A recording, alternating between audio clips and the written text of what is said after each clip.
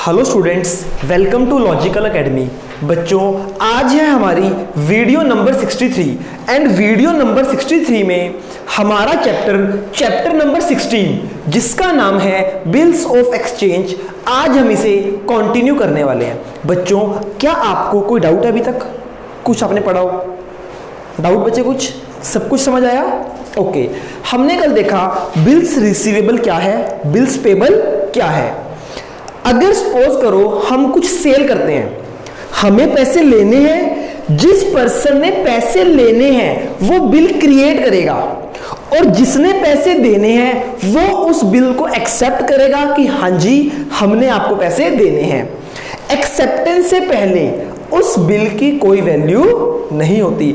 जब तक वो बिल एक्सेप्ट ना हो तब तक उसकी कोई वैल्यू नहीं है। जैसे ही क्रेडिटर हमारा बिल जैसे ही डेटर हमारा बिल एक्सेप्ट करता है तब बच्चे वो बिल्स रिसीवेबल और बिल्स पेबल बन जाता है। जिसने पैसे लेने हैं उसके लिए बिल्स रिसीवेबल, जिसने पैसे देने हैं पे करने हैं उसके लिए बिल्स पेबल। बच्चों, आज मैं आपको बिल्स ऑफ एक्सचेंज की कुछ टर्म्स सिखाऊंगा, जैसे ड्रॉअर कौन होता है, ड्रॉई कौन होता है, पेई कौन होता है। ठीक है। बिल्स ऑफ एक्सचेंज अगर हम बात करें बीआर और बीपी की, अगर हम बात करें बीआर और बीपी की, तो इस केस में हम तीन टर्म सीखने वाले हैं। एक बच्चे ड्रॉअर, सेकंड ड्रॉई, थर्ड पे। बच्चे नाम से पता चल रहा है ड्रॉअर कौन होता है? जो बिल बनाता है, बिल को ड्रॉ करता है। फॉर एग्जाम्पल हमारा ये बिजनेस है, ये हमारा कस्टमर है, हमारा डेटर है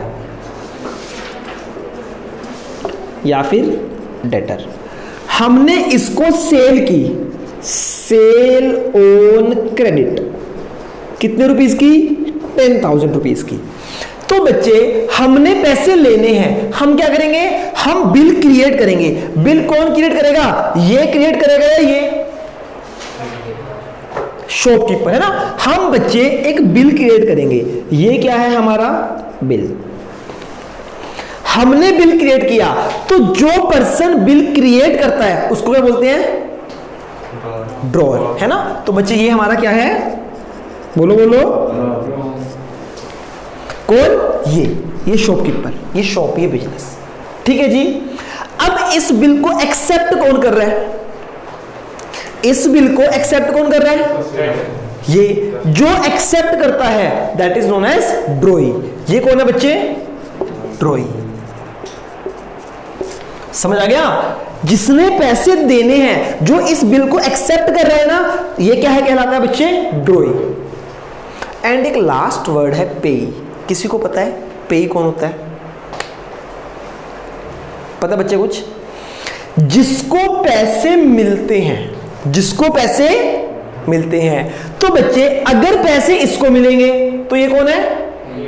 ड्रॉअर पेई हो सकता है। पर अगर ड्रॉअर ने बोला कि आपने पैसे मुझे नहीं देने, किसे देने हैं? किसी थर्ड पर्सन को देने हैं। सपोज करो राम को देने हैं। इसने बोला कि आपने पैसे राम को देने हैं। अब पेई कौन बन जाएगा? राम। जिसको पैसे एक्चुअल में मिल रहे हैं ना, जो पैसे रिसीव करते हैं, वो कौन होता है बच्चे? पेई। तो पेई can be drawer and can be third party. I hope बच्चों ये तीनों टर्म्स आपको क्लियर है। ठीक है, निकाल लीजिए फटाफट।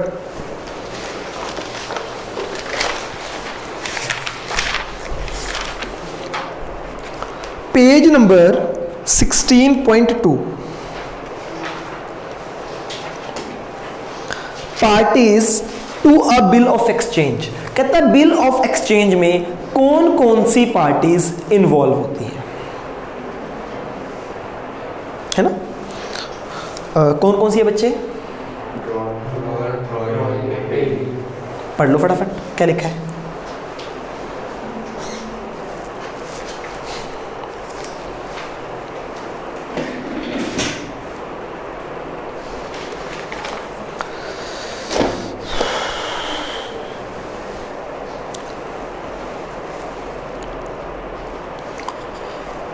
बच्चों आप सबको एक और इंफॉर्मेशन देनी है। हमारा अकाउंट्स का चैप्टर है जर्नल। जर्नल के अंदर एक पॉइंट हमने किया था जीएसटी वाला। जीएसटी के अंदर हमने ट्रेड डिस्काउंट पढ़ा, कैश डिस्काउंट पढ़ा। बेटा जो पॉइंट हमने किया trade discount, cash discount, then GST, उस पॉइंट में चेंज आ चुका है। लास्ट ईयर जैसे उसका ट्रीटमेंट होता था अब वैसे ट्रीटमेंट नहीं होगा, ट्रीटमेंट में चेंज आया है। तो जो जर्नल में हमने पढ़ा ना ट्रीटमेंट, आप सबको वो भूलना होगा और नया ट्रीटमेंट आपको मैं सिखाने वाला हूं। जब नया ट्रीटमेंट आएगा उसकी प्रॉपर एक वीडियो आएगी, उसको मैं अपलोड कर दूंगा। उसके बाद जर्नल के सारे क्वेश्चन आपने वैसे ही करने हैं।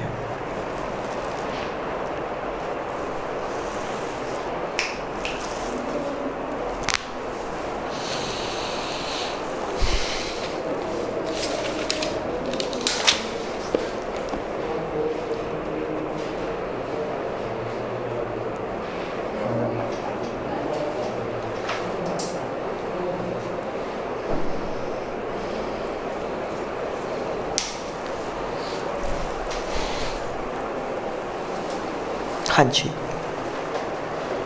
पढ़ ली सबने? सबको समझ आ गया बच्चे? इसके नोट्स भी बनाने हैं आपको ना, ड्रॉ ये सब कुछ नोट्स बनाने हैं बेटा आपको। अच्छा जी बच्चे, एक और नेगोशिएबल इंस्ट्रूमेंट की बात करते हैं। अभी हमने बात की थी बिल्स रिसीवेबल क्या होता है, बिल्स पेएबल क्या होता है। एक और है, सिर्फ उसका मीनिंग ही आपके सिलेबस में है, उसकी एंट्रीज आपके सिलेबस में अभी नहीं है, कि अलग से कोई तरीका उसको करने का भी नहीं है। बच्चे promissory note, next topic check करो क्या है आपकी बुक्स में। एक्टिव ओके बेटा, एक्टिव है ना। क्या है बच्चे नेक्स्ट टॉपिक? Promissory note. बच्चे क्या होता है प्रोमिसरी नोट? देखो पहले बिल्स ऑफ एक्सचेंज समझो दोबारा से। क्या था, हमने पैसे लेने हैं ना, तो हम उसको ऑर्डर कर रहे हैं कि भैया पैसे दो, है ना। बच्चे प्रोमिसरी नोट में क्या होता है, जो ये वाला पर्सन है ना, ये एक बिल बनाएगा, ये एक प्रोमिसरी नोट बनाएगा और उस पे लिखेगा कि मैं प्रॉमिस करता हूं कि 3 महीने बाद मैं आपको पैसे दूंगा। जो हमारा इंडियन करेंसी है ना, वो भी एक तरह से प्रोमिसरी नोट है, पर उसको प्रोमिसरी नोट नहीं बोला जाता। स्पेशली मेंशन किया है कि करेंसी को आपने प्रोमिसरी नोट नहीं मानना। आप सबके पास करेंसी होगी, निकालो फटाफट। कोई भी लेके आया? हाँ निकालो निकालो, पहले निकालो, पढ़ो, फिर यहाँ पे दान करके चले जाना, ठीक है। 10 रुपये है ना, इनको भी दिखा दो। सबने देखे 10 का नोट? और नहीं दिखाओ दिखाओ, हीरो ने चीज देखी, उसको भी दिखाओ। कोरोना वाले हैं वैसे, हाथ सैनिटाइज कर लेना बाद में। पूरा पढ़ो। देखो अब आप लोग इंटेलिजेंट हो चुके हो। कहते हैं आई प्रोमिस टू पे। ये कौन प्रोमिस कर रहे हैं यहाँ पे? यहाँ पे गवर्नर साइन है ना चूज के। कहते हैं आई प्रोमिस टू पे, मैं पे करता हूं। यहां पे एक वर्ड लिखे bearer to the instrument. Bearer का मतलब क्या है? जिसको मिले उसको देने का प्रॉमिस करता हूं, हाँ है ना। तो बच्चे प्रोमिस नोट में लाइक ऐसा ही होता है। उसमें लिखा होता है कि मैं आपको प्रॉमिस कर रहा हूं कि मैं आपको 3 महीने, 2 महीने, 1 महीने बाद 1000 रुपए, 2000, जो भी अमाउंट है मैं आपको पे करूंगा। समझ आई? इसमें क्या होता है, बिल्स ऑफ एक्सचेंज में, बीआरबीपी में क्या होता है, हम कहते हैं हमें पैसे दो। प्रोमिसरी नोट में जिसने पैसे देने हैं ना, वो खुद ही लिख के बोल रहा है कि भैया आई एक्सेप्ट कि मुझे आपको पैसे देने हैं, मैं प्रॉमिस करता हूं कि 2 महीने बाद पैसे दूंगा। क्या इसके साइन की नीड है? इसके साइन, इसने प्रॉमिस किया, साइन किया और उसको पकड़ा दिया प्रोमिसरी नोट। अगर अभी ये पैसे नहीं देगा ना, तो ये कोर्ट चला जाएगा कि देखो सर इसने प्रॉमिस किया था, है ना। फिर आज फिर एक नई गंदी सी डेफिनेशन प्रोमिसरी नोट की, है ना। क्या कहते हैं, पढ़ते हैं जरा पहली लाइन। अब promissory note is an instrument, orally writing. अब प्रोमिसरी नोट, सारे बच्चे निकालो page number 6.3, meaning of promissory note. अब promissory note is an instrument in writing containing an unconditional undertaking. यहां पे ऑर्डर नहीं है, वो कहते हैं अनकंडीशनल, कोई कंडीशन नहीं है, मैं आपको पे करूंगा, मैं इस बात को एडमिट करता हूं कि मुझे पैसे देने हैं। Containing an unconditional undertaking sign by the maker. यहां पे मेकर कौन है? जिसने पैसे देने हैं, ये मेकर है, sign by the maker. To pay a certain sum of money, मैं आपको पैसे दूंगा, या तो आपको या आपके ऑर्डर पे किसी सर्टेन पर्सन को, या फिर bearer of the. Same definition है ना? फर्क क्या है? वहां पे अनकंडीशनल ऑर्डर था, यहां पर क्या है? वहां पे हम डायरेक्ट करते थे किसी को, यहां हम डायरेक्ट नहीं कर रहे, हम खुद ही बोल रहे कि देंगे ना। पढ़ो इसको फटाफट, लर्न करो।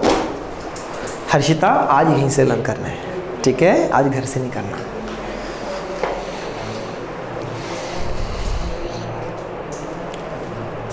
आप भी।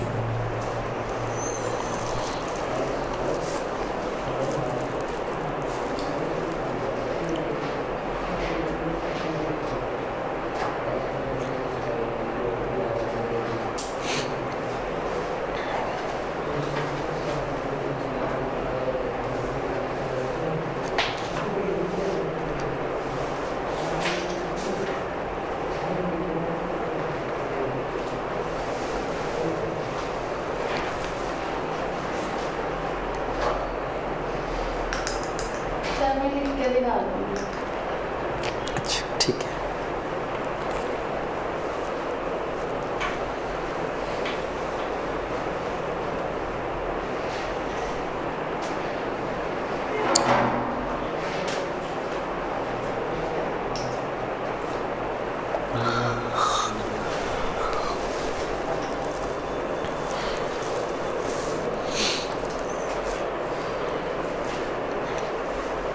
पढ़ लिया सबने? क्या कहता है बताओ ये बच्चा डेफिनेशन।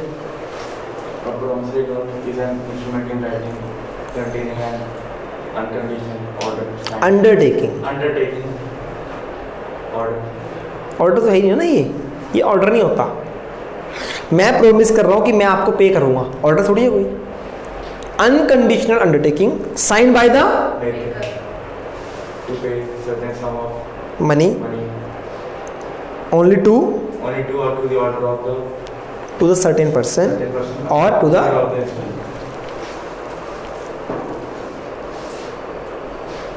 ठीक है जी। अब बच्चे इसके अंदर कौन कौन सी पार्टी इन्वॉल्व है मुझे बताओ। बीआर और बीपी में कौन कौन सी पार्टीज इन्वॉल्व थी? ड्रॉर, ड्रॉई, पेई। ड्रॉर कौन था? जो बिल ड्रॉ करता है। ड्रॉई जो एक्सेप्ट करता है कि हाँ जी देने हैं। एंड पेई कौन है? जिसको मनी रिसीव होती है। बच्चे प्रोमिसरी नोट में टू पार्टीज इन्वॉल्व होती हैं। वन इज मेकर, यहां पे वर्ड यूज किया मेकर, एंड सेकेंड इज पेई। मेकर कौन? Who draw the promissory note. जो प्रोमिसरी नोट बनाएगा ये पर्सन कौन है? मेकर। एंड पेई कौन है? जिसको पैसे मिलेंगे। क्लियर है जी? फटाफट पढ़ लो दोनों पार्टीज की डेफिनेशन।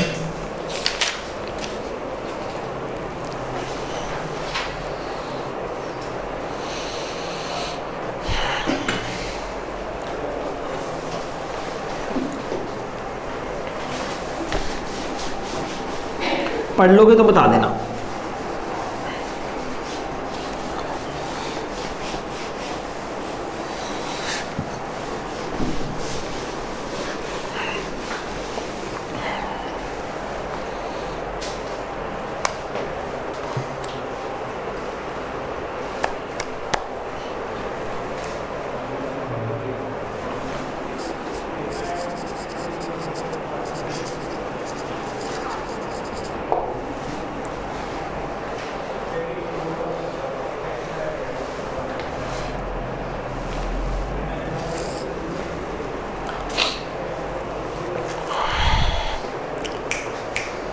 पढ़ लिया जी? ओके बच्चे पेज नंबर 16.4 निकाल लीजिए। कुछ इंपॉर्टेंट टर्म्स हैं। पहली टर्म क्या है पता सबको? नेक्स्ट, नेक्स्ट पता सबको? Next. Term of a bill, क्या मतलब है टर्म ऑफ अ बिल का? कोई बता सकता है? Any guess work?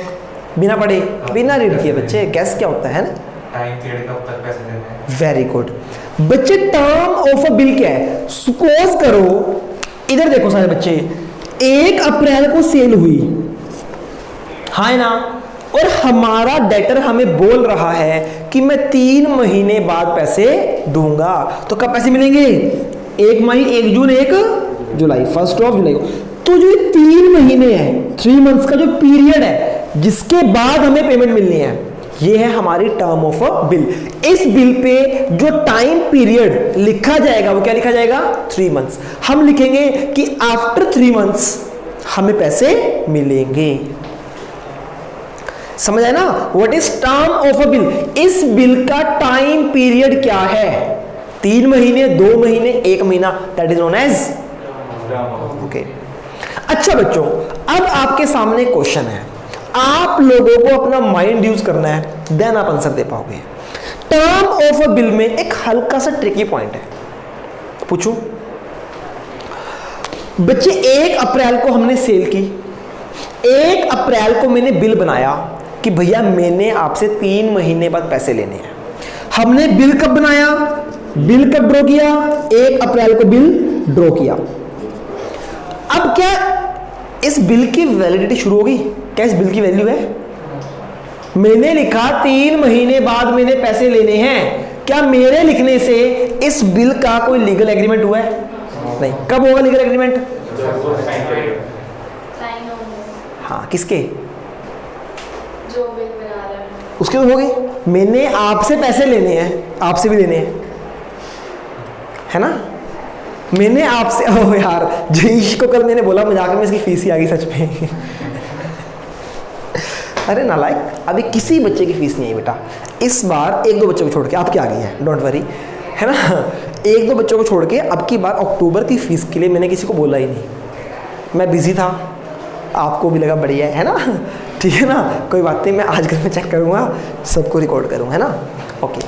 तो बच्चे वैसे ही बोल रहा हूँ, सीरियस मत हो जाना, ठीक है बच्चे? सपोज करो मैंने आपसे पैसे लेने हैं, मैंने बोला कि मैंने आपसे पैसे लेने हैं, क्या इस बात की कोई वैल्यू है? जब तक आप इसको एक्सेप्ट नहीं करोगे कि हाँ जी ठीक है, आपकी एक्सेप्टेंस जरूरी है बेटा। ऐसे तो मैं किसी को बोल दूंगा, आपको कल भी बताया था, मैं बोल दूंगा मैंने सलमान खान से पैसे लेने हैं 10 करोड़, और कोर्ट में चला जाऊंगा बिल लेके।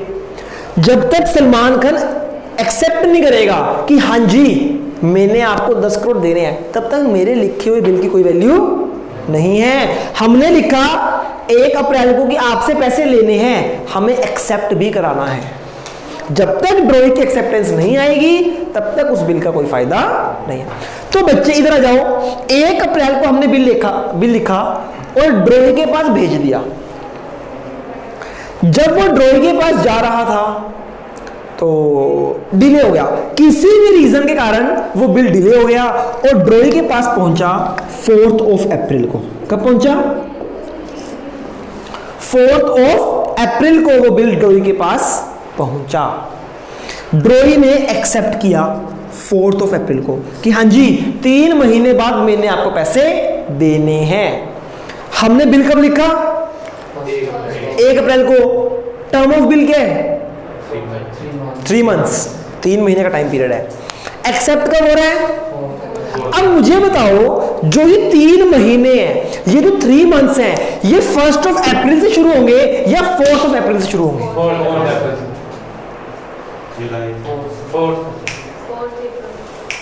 सीधक जी, अच्छा आप सब बच्चे सही भी हो और सब बच्चे गलत भी हो। ऐसे नहीं बच्चे, 4 अप्रैल डिपेंड करता है बिल कौन सा है। 2 तरह के बिल होते हैं, एक होता है बिल आफ्टर डेट। क्या होता है? Bill after. एक होता है बिल आफ्टर साइट। क्या जी? 2 तरह के बिल हो सकते हैं, bill after date and bill after sight. अगर तो है बिल आफ्टर डेट तो टाइम पीरियड शुरू होगा 1 अप्रैल से। समझ आई? आपको देखना पड़ेगा कौन से टाइप का बिल है। अगर है बिल आफ्टर डेट, क्या है? बिल आफ्टर डेट, तो टाइम पीरियड कहाँ से शुरू हो जाएगा? फर्स्ट। जैसे ही बिल ड्रॉ, टाइम पीरियड 3 महीने शुरू। अगर है बिल आफ्टर साइट, देखो नाम से पता चल रहा है बिल आफ्टर साइट, जब आपकी साइट पर बिल पहुंचेगा उसके बाद स्टार्ट होंगे 3 महीने। तो जब बिल आफ्टर साइट होगा तो क्या होगा? 4 अप्रैल से शुरू होगा। समझ आया? तो इतना आसान नहीं है 4 अप्रैल बोलना। समझ आ रही है बच्चों? आपको देखना पड़ेगा कि टाइप ऑफ बिल क्या है, कौन सा बिल है। क्या बिल आफ्टर डेट है? अगर आफ्टर डेट है तो मतलब जिस दिन ड्रॉ किया टाइम पीरियड स्टार्ट, टिक टिक टिक टिक।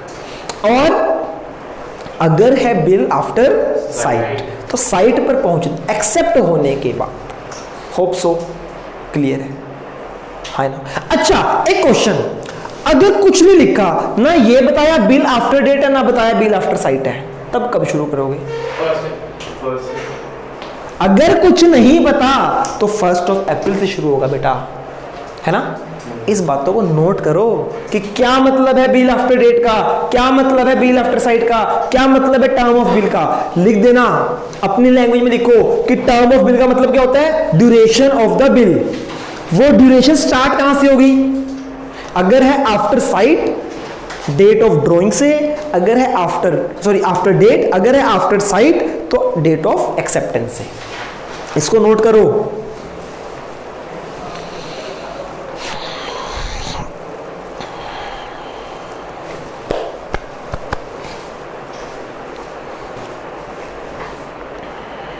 कार्तिक तो टाइम पास कर रहा है, बढ़िया है। हाँ, क्या कर रहे हो? क्या कर रहे हो राजे? +2 क्लास है आपके बच्चे, यूटिलाइज करो टाइम को। डाउट है तो ले लो।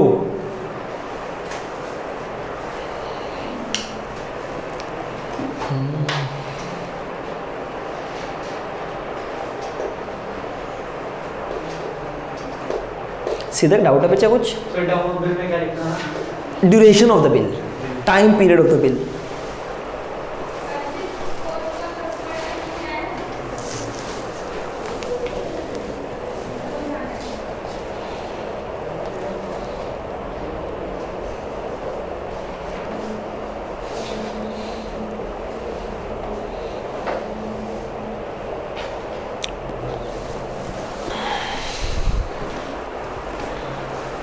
लिख लिया राजे? आफ्टर डेट आफ्टर साइट लिख लिया, वेरी गुड।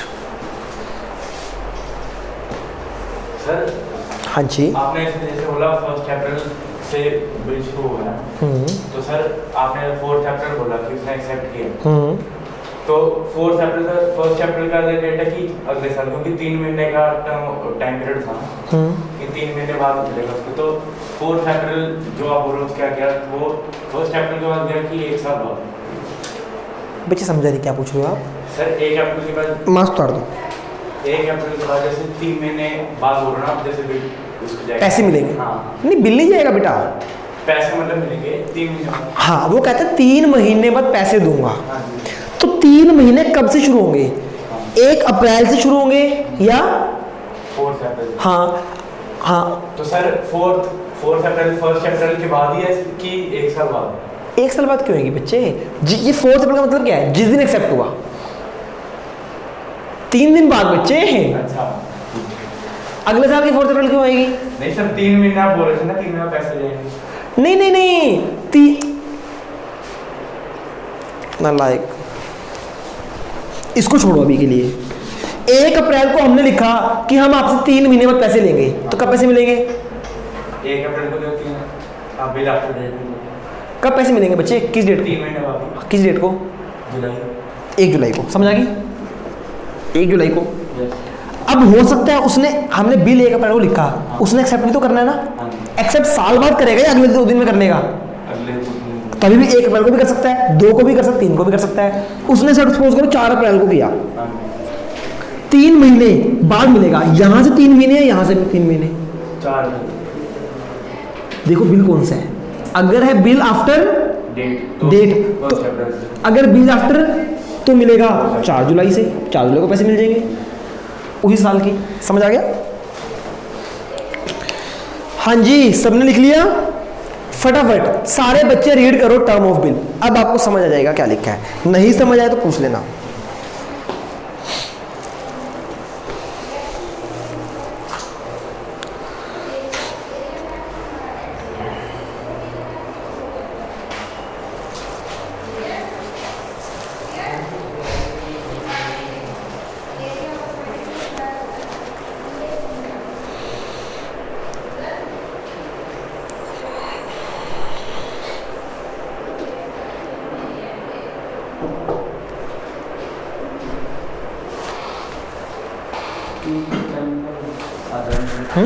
आधा मिनट टाइम निकालो। एक्चुअली क्लास शूट हो रही थी, क्लास शूट हो रही थी। हाँ फिर मैं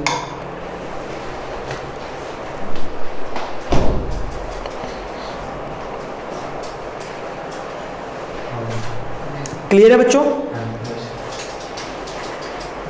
डन पक्का? अब मेरे बच्चे हम यहां पे बात करेंगे ड्यू डेट की। किसकी बात करेंगे? नेक्स्ट टर्म क्या है? Due date. बच्चे व्हाट इज ड्यू डेट? दिमाग लगाना। 1 अप्रैल को फॉर एग्जांपल हमने बिल लिखा और बिल है आफ्टर डेट, 3 महीने का बिल था।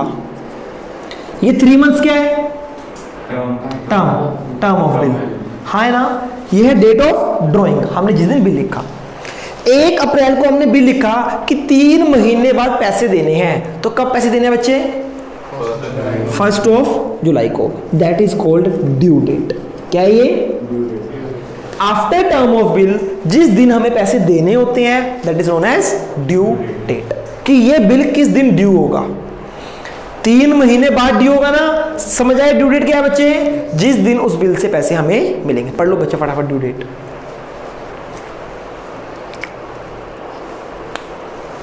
जिस दिन बिल ड्यू हो जाएगा पेमेंट के लिए, that is called due date. Clear है बेटा? पक्का? हमारे पास ना एक बच्ची थी गुरमन, उसके एक्सप्रेशन और आपके एक्सप्रेशन बिल्कुल सेम। मुझे ये नहीं पता चलता था कि कब इस बच्ची को समझ आया है, कब इस बच्चे को डाउट है। उसने 96% स्कोर किया है +2 में, है ना? हमारी सबसे इंटेलिजेंट स्टूडेंट्स थी वो, पर उसका फेस भी ऐसे ही रहता था। स्टिल एक्सप्रेशन 0, है ना? एक्सप्रेस किया करो बेटा कि आपको समझ आ रहा है, डाउट है, क्या है। ठीक है बेटा? हाँ जी, क्लियर है जी? 2 साल बाद आप सब भी कहानियों में आओगे, जैसे गुरमन है ना? आप कहानियों में ही है आपके लिए। तो फिर नए बच्चे आएंगे, फिर बोलूँगा एक लड़की थी हर्षिता, एक लड़का था जयेश, एक लड़की थी करण, एक लड़का था करण, है ना? ये ऐसी बातें आएंगी, है ना? चलो जी, क्लियर है बच्चे सबको ड्यू डेट? ओके। उसके बाद अभी तक बच्ची नहीं आई है ना, लितिका। मुझे बहुत वेट है उसका। सर शायद मंडे आएगी। लितिका शायद क्यों? बोल रही थी। ओहो, मैं करती हूँ। That is called insider trading, है ना? समझते हो इनसाइडर ट्रेडिंग क्या होती है? नहीं समझते? कोई ऐसी सेंसिटिव इंफॉर्मेशन होती है ना, जो सिर्फ एक कंपनी होती है, कंपनी की सारी इंफॉर्मेशन कंपनी के ओनर्स, एम्प्लॉइज के पास होगी या बाहर पब्लिक के पास होगी? एम्प्लॉइज के पास ना। जब एम्प्लॉय अपनी कंपनी की सीक्रेट इंफॉर्मेशन लीक करता है पब्लिक में, that is called insider trading. Ban है इसके ऊपर। इसने कर दी, है ना? उसने बड़े विश्वास से, ट्रस्ट से बताया। नहीं सर, उसका पक्का नहीं है, उसके पापा मान लिए थे। ओके, चेंज कर दिया स्टेटमेंट। देखो कैसे कवर किया, देखा आपने, है ना? नहीं सच्ची सर। वो भी देख रही है लितिका, रिकॉर्ड हो रही है क्लास। कोई ना, इतनी अरे बड़ी बात नहीं। हाँ, इतनी बड़ी बात नहीं है, मजाक कर रहा था, ठीक है ना? ओके, अच्छी बात है बच्ची अगर आएगी वो। अच्छा, आप सब खुद बताओ, ज़्यादा मज़ा फेस टू फेस से पढ़ने का या ऑनलाइन ठीक था? फेस टू फेस बच्चे ना इंटरेक्शन होती है ना, मैं आप लोगों को जानता हूँ, आप मुझे जानते हो। ऑनलाइन तो सर नहीं कराया। मेरे को खुद है ना? ठीक है जी। टर्म ऑफ अ बिल समझ आया आपको, ड्यू डेट समझ आया आपको। अब बात करते हैं, अच्छा आप सबको पता है ग्रेस मार्क्स क्या होते हैं? किसी को जरूरत पड़ी है आज तक ग्रेस मार्क्स की? पास करने के लिए जब बच्चों को दिए जाते हैं, सपोज करो, हाँ जी मिले थे सर 10th में इंग्लिश में। अच्छा, आपको नहीं नहीं, वो उसके लिए क्वेश्चन गलत था इसमें। हाँ ठीक है, वो ठीक है। फिर देखो बच्चे, आप सब जानते हो 33 वाला स्टूडेंट पास होता है अगर हम 100 की बात करें। कई बार किसी बच्चे के 32 मार्क्स आते हैं ना, तो बोर्ड वालों को या स्कूल वालों को तरस आ जाता है। मैं तो कभी नहीं करता, मैं तो काट लेता हूँ, मैं 31 कर दूंगा। वो क्या करते हैं, 1 मार्क एक्स्ट्रा दे देते हैं, that is called grace marks. तो बच्चे जब ये बिल बनाना, तो देखो इस बिल के साथ एक term I that is grace mark, grace days. क्या होता है इधर देखो, फोकस इधर करो, बुक्स में कुछ नहीं है बच्चे, जो है सब इधर है। 1 अप्रैल को हमने एक बिल लिखा, ठीक है, 3 महीने के लिए बिल था। कब शुरू हुआ बच्चे, 1 अप्रैल से 3 मंथ्स। 1 जुलाई को पैसे देने हैं ना। जो ये बिल लिखने वाला होता है ना, ये बड़ा काइंड हार्टेड है, ये बहुत दयालु है। ये क्या बोलता है कि भैया वैसे तूने 1 जुलाई को पैसे देने हैं, जा, तू भी क्या याद रखेगा, तेरे को मैं 3 डेज एक्स्ट्रा दे रहा हूं। क्या है, तेरे को मैं 3 डेज एक्स्ट्रा दे रहा हूं, तो तुझे 4 जुलाई को पेमेंट करनी है। समझ आ रही है बात? वैसे पेमेंट करनी कब बनती है, 1 जुलाई को। पर वो क्या बोलता है, 3 महीने तूने बोला, 3 दिन मैं दे रहा हूं। समझ आ रही है? कस्टमर ने बोला था कि मैं 3 महीने बाद पैसे दे दूंगा, इसने बोला 3 महीने छोड़, तू 3 दिन एक्स्ट्रा ले ले, पर उसके बाद रेट मत करियो, उससे ज्यादा डिले ना करियो। तो बच्चे ये देने कंपलसरी हैं, डेज ऑफ ग्रेस देने कंपलसरी है बच्चे, हमें देने ही देने। कुछ बिल्स होते हैं जहां पर डेज ऑफ ग्रेस नहीं लगते, वो अलग बिल है, बताऊंगा कौन से हैं। पर जनरली अगर हम आपसे पूछें कि बच्चे इसकी डेट ऑफ मैच्योरिटी बताओ, वो डेट बताओ जिस दिन हमें पैसे मिलेंगे, तो आपने हमेशा डेज ऑफ ग्रेस ऐड करने हैं, ग्रेस डेज ऐड करने हैं, देन हमें रिजल्ट देना है। समझ आ गई ना? बिना इसके हम कभी भी पेमेंट नहीं रिसीव करते। आई होप इतनी बातें आपको क्लियर है, ठीक है बच्चे? अच्छा, next point is maturity date. कि मैच्योर, इधर बुक्स में कुछ नहीं है बेटा, सब इधर है ना? मैच्योरिटी डेट क्या है?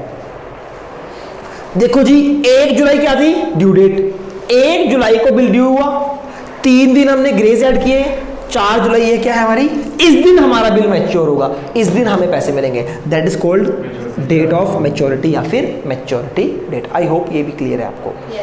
और बच्चे अब देखो, क्वेश्चन में आपसे पूछा जाएगा फाइंड ड्यू डेट। बच्चों को लगता है सर ये विदाउट डेज ऑफ ग्रेस है ना।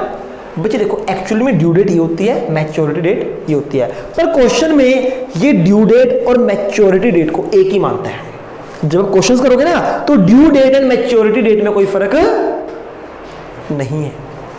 क्लियर है आपको मेरी बात? तो जब भी आपसे चाहे ड्यू डेट पूछे, चाहे मैच्योरिटी डेट पूछे, आपने क्या करना है, days of grace, grace days add करने ही करने हैं। क्लियर है? पक्का? बच्चे एक बिल होता है जिसमें डेज ऑफ ग्रेस या ग्रेस डेज आपके ऐड नहीं होते हैं। एक बिल है जिसमें ग्रेस डेज ऐड नहीं होंगे, याद रखना कौन सा, पता किसी को?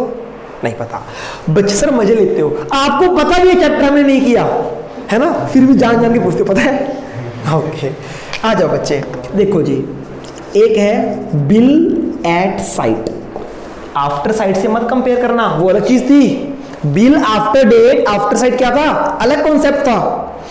अगर लिखा है बिल एट साइट या फिर पेबल ऑन डिमांड, क्या है, bill at site, page number निकाल लो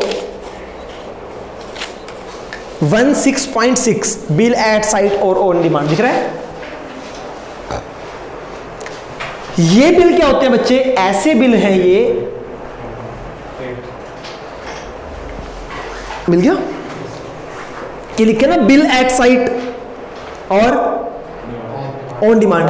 अगर आपके बिल में ये 2 वर्ड लिखे हैं कि ये बिल एट साइट है या बिल ऑन डिमांड है, तो ऑन डिमांड मतलब जब डिमांड करूंगा तभी, कोई डेज ग्रेज नहीं है, हाँ? बिल एट साइट, जैसे साइट पहुंचेगा तभी, है ना। कहने का मतलब जब भी ये दो बिल हो, बिल एट साइट और ऑन डिमांड, तो बच्चे इसमें कभी भी ग्रेस डेज नहीं लगेंगे। क्लियर जी। बाकी चाहे बिल हो आफ्टर साइट चाहे हो आफ्टर डेट, इसमें लगेंगे। इनका इनसे कोई संबंध नहीं है। बच्चों को लगता है आफ्टर साइट एट साइट एक ही बात है, नहीं, ये देखने में सिमिलर वर्ड हो गए बच्चे। क्या डेटर और क्रेडिटर का कोई संबंध है आपस में? कोई संबंध नहीं है बच्चे, अलग अलग है ना, टर्म सेम देखने में ना, सेम सी टर्म है। समझ आ रही है बच्चे? इनका और इनका आपस में कोई लेना देना नहीं है। ये सिर्फ कब देखे जाते हैं कि डेज ग्रेस लगेंगे या नहीं। अगर है बिल एट साइट और ऑन डिमांड तो ग्रेस डेज लगेंगे या नहीं लगेंगे, सिर्फ इसके लिए देखा जाता है ये। और ये किसके लिए देखा जाता है कि हमें टाइम 3 महीने कब शुरू करने हैं। क्या हमें डेट ऑफ ड्राइंग से शुरू करने हैं या आफ्टर एक्सेप्टेंस शुरू करने हैं? क्लियर है बच्चों? अच्छा जी सर कुछ और सिखाओगे? ओके बच्चे, वैसे तो मुझे क्लास बंद करनी थी, पर आप लोग मुझे इतना फोर्स कर रहे हो कि कुछ और पढ़ना है, तो पढ़ लेते हैं बच्चों। ओके बच्चे, लास्ट कॉन्सेप्ट, ये कॉन्सेप्ट क्या बोलते हैं आपको बच्चे? कई बार क्या होता है, कई बार ना कोई पब्लिक हॉलिडे आ जाती है। क्या आती है? Public holiday.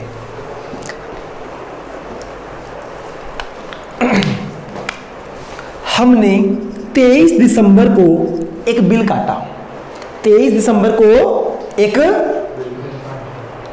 समझ आ रही है ना? तो बच्चे 1 महीने के लिए बिल था, 23 दिसंबर को हमने बिल ड्रॉ किया, 1 मंथ बाद पेमेंट करनी थी। मुझे बताओ किस दिन पेमेंट होगी? डेट ऑफ मैच्योरिटी कैलकुलेट करो। 23 दिसंबर को बिल ड्रॉ किया, 1 महीने का टाइम पीरियड है, कब पैसे मिलेंगे?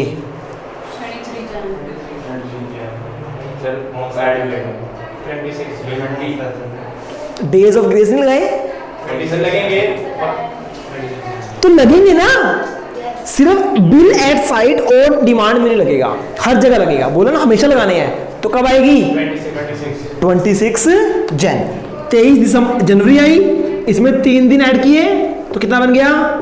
सर हमेशा 3 दिन तो नहीं, हमेशा ही 3 दिन होंगे, चाहे 1 महीना हो 2, ऐसा नहीं है 3 महीने 3 दिन, 1 महीना 1 दिन। ये तो लग रहा आपको बच्चे? ग्रेस डेज हमेशा 3 होते हैं, चाहे 4 दिन का टाइम पीरियड भी क्यों नहीं है। तो बच्चे डेट क्या बनी? ओ माय गॉड, क्या दिख रहा है आपको यहाँ पे? अपना नहीं सबका, कह रहा अपना रिपब्लिक डे, फिर आपका ही है, सबका बच्चे, है ना। क्या है? गणतंत्र दिवस, समझते हो ना? रिपब्लिक डे को क्या बोलते हैं? क्या सीधे बच्चे यहाँ पे क्या है? रिपब्लिक हॉलीडे, है ना, sorry public day holiday. Republic day मतलब पब्लिक हॉलीडे। तो बच्चे इस दिन तो बैंक बंद है, पेमेंट कैसे होगी? कैश? नहीं, कैश की बात नहीं है। अगर छुट्टी आ जाए तो क्या करेंगे? क्या करेंगे? नेक्स्ट डे नहीं करेंगे भैया, पहले डेज ग्रेस मिले हुए आपको, 1 दिन पहले आ जाओ। 25 January will be the due date. हमें पहले से पता है ना कि 26 जनवरी को छुट्टी होनी है, तो भैया 1 दिन पहले, और एक्सटेंशन नहीं मिलेगी। 3 दिन तो पहले एक्सटेंड कर दिए ना, और एक्सटेंशन नहीं ना, बिल्कुल नहीं। समझ आ गई? अगर पब्लिक हॉलीडे है देन 1 डे प्रीसीड कर दो पहले। अगर हो इमरजेंसी हॉलीडे, कौन सी? Then sir what is emergency holiday?